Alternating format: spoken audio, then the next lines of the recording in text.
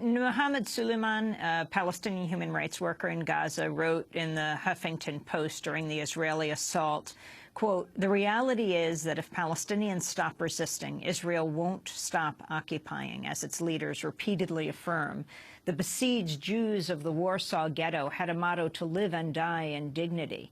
As I sit in my own besieged ghetto," he writes, "I think how Palestinians have honored this universal value.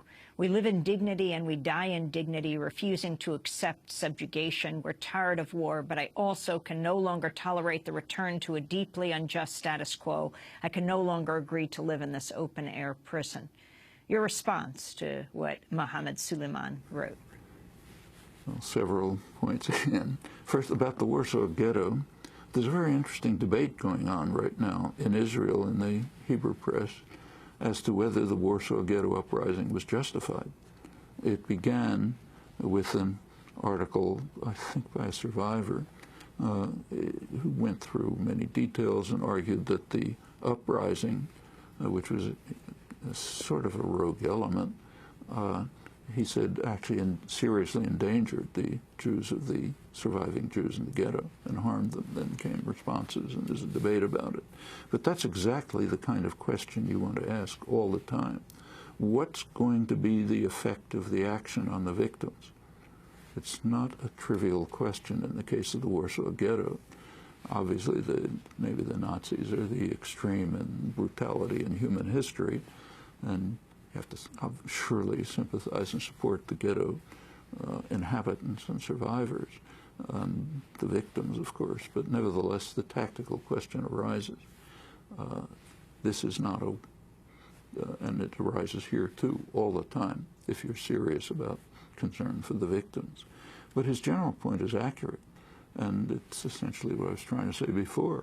Israel wants quiet, wants the Palestinians to be nice and quiet and nonviolent, the way Nicholas Kristof urges.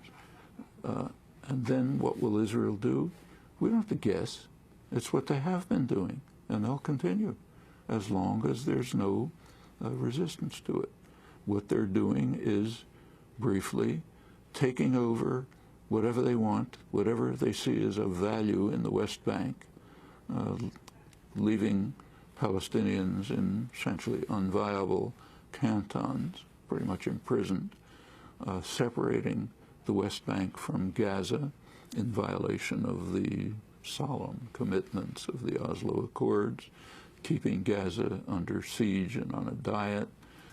Meanwhile, incidentally, taking over the Golan Heights, already annexed in violation of explicit Security Council orders, vastly expanding Jerusalem, way beyond any historical size, annexing it in violation of Security Council orders, huge infrastructure projects which make it possible for people living in the nice hills of the West Bank to get to Tel Aviv in a few minutes without seeing any Arabs. That's what they'll continue doing, just as they have been, as long as the United States supports it. That's the decisive point, and that's what we should be focusing on. We're here. We can do things here, and that happens to be of critical significance in this case. That's going to be, it's not the only factor, but it's the determinative factor in what the outcome will be. Yet you have